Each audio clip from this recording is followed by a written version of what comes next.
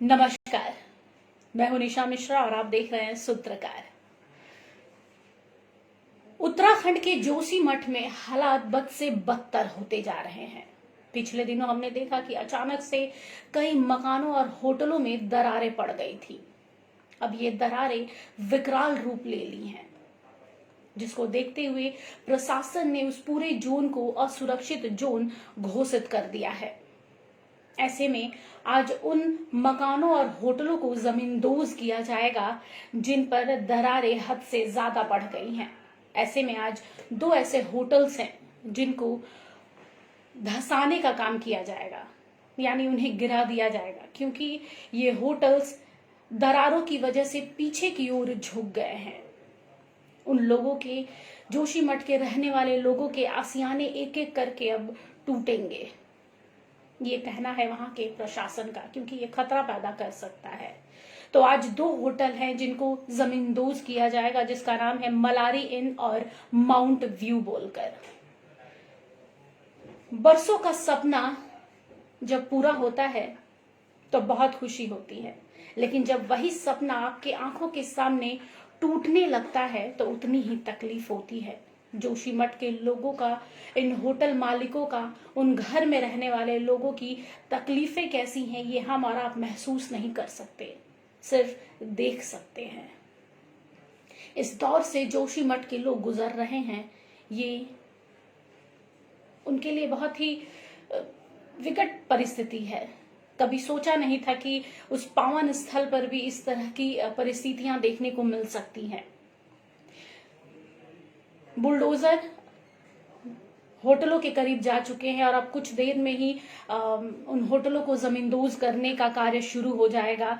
लेकिन सिर्फ ये दो होटल नहीं है, इसके अलावा 678 मकाने भी हैं जिसमें गंभीर रूप से दरारें आई हैं और उन मकानों में अब रहा नहीं जा सकता। कुछ लोगों को वहां से हटा दिया गया है ताकि कोई ऐसी आपदा ना घटे, कोई ऐसी स्थिति ना पैदा हो जिसमें किसी का जान या माल का नुकसान हो। लेकिन लोग वहां से जाने को तैयार नहीं हैं। उनके सपने उनकी आंखों के सामने चूर चूर हो रहे हैं। हम और आप इस चीज की कल्पना भी नहीं कर सकते, लेकिन फिर भी सच आप तक पहुंचाना हमारा कर्तव्य है, हमारा कर्म है, तो हम आपको इससे रूबरू करवाते रहेंगे। वहीं इस पूरे मामले पर आज सुप्रीम कोर्ट में सुनवाई होनी थी, लेकिन सुप्रीम कोर्ट ने कहा है कि इस मामले में इतनी जल्द सुनवाई नहीं की जा सकती है। अगली सुनवाई 16 तारीख यानी 16 जनवरी को होनी है। सुप्रीम कोर्ट ने कहा है कि हर केस में जल्द सुनवाई पॉसिबल नहीं है, कि आज ये घटना हुई और कल सुप्रीम कोर्ट ने सुनवाई कर दी, ऐसा पॉसिबल नहीं है। साथ ही सुप्रीम कोर्ट ने ये भी कहा है कि इन मामलों के लिए कुछ लोकतांत्रिक संस्थाएं बनी हैं जो अपना कार्य कर रही हैं। लेकिन ये तो सुप्रीम कोर्ट है, सुप्रीम कोर्ट के ऊपर कुछ भी नहीं है। जब तक वो कोई फैसला नहीं सुनाएगा हम उस पर कुछ भी नहीं कह सकते। सुप्रीम कोर्ट सोच समझकर ही जोशीमठ के इस फैसले पर, ये जो पूरा मामला है उस पर कोई फैसला लेगा। लेकिन हम और आप उस परिस्थिति के विषय में सोच रहे हैं कि अचानक हम सुबह उठें और हमारे घरों की हालत या हमारे जो आसियाने हैं उसकी हालत अगर इस तरह हो तो हम उस वक्त क्या करेंगे, किसके सामने गुहार लगाएंगे? सरकार के सामने। जो वर्षों से जोशीमठ के लोग अपनी ओर से प्रयास कर रहे थे कि वहां पे इस तरह के कार्य ना हो, वहां पे टनल ना बने, वहां पर प्राकृतिक जो खूबसूरती है उसके साथ में छेड़छाड़ ना की जाए, इसके बावजूद भी वहां की सरकार ने कान में, मतलब बोलिए कि उनके कान पर जू तक नहीं रेंगा।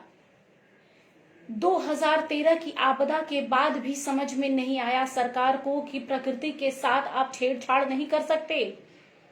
उत्तराखंड ने साफ साफ कह दिया था कि भैया इसमें आधुनिकता की जगह नहीं है। प्राकृतिक चीजें, नेचुरल चीजों के साथ में, प्रकृति के साथ में आप छेड़छाड़ करेंगे तो इस तरह की आपदा आएगी। इसके बावजूद भी सरकार, चाहे वो राज्य सरकार हो चाहे केंद्र सरकार हो, एक दूसरे पर बस दोष मढ़ रहे हैं।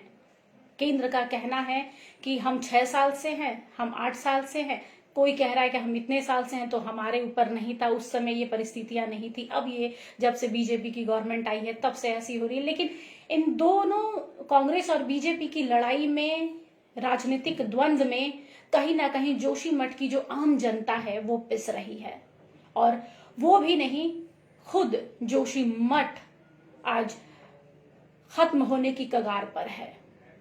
अगर कल को सब कुछ जमींदोज हो जाए, जोशीमठ के सामने एक सपाट जमीन आ जाए, सब कुछ धरती के अंदर समा जाए, तो कौन जवाब देने आएगा? केंद्र सरकार, राज्य सरकार, कौन? कोई भी नहीं। कुछ चीजें ऐसी होती हैं जिसमें आधुनिकता की जरूरत एक सीमा तक होती है। आधुनिक होना गलत बात नहीं है, लेकिन प्रकृति के साथ छेड़छाड़ करके आप आधुनिकता नहीं ला सकते। यही समझना होगा सरकार को। अब बहरहाल 16 तारीख को इस पर फैसला आना है। देखते हैं सुप्रीम कोर्ट का क्या फैसला होता है। उन 678 घर में जहां पर दरारें आई हैं उसको लेकर सुप्रीम कोर्ट क्या फैसला लेता है। उन लोगों का क्या होता है जिनके आसियाने एक एक करके टूट रहे हैं। आज से शुरुआत हो गई है। उन 2 होटलों को जमींदोज किया जा रहा है जो पीछे की ओर झुक गई हैं इन दरारों की वजह से। लेकिन फिलहाल अब इस पर इतना ही अपडेट है। इस पर जैसे ही अपडेट आएगा हम आपको और रूबरू करवाएंगे। लेकिन बुरा लगता है प्रकृति के साथ छेड़छाड़ करना या छेड़छाड़ होते देखना, और हम बेवश है, कुछ नहीं कर सकते। हाथ पर हाथ धरे बैठे हैं कि अगली खबर क्या आएगी हम आपको दिखाएंगे।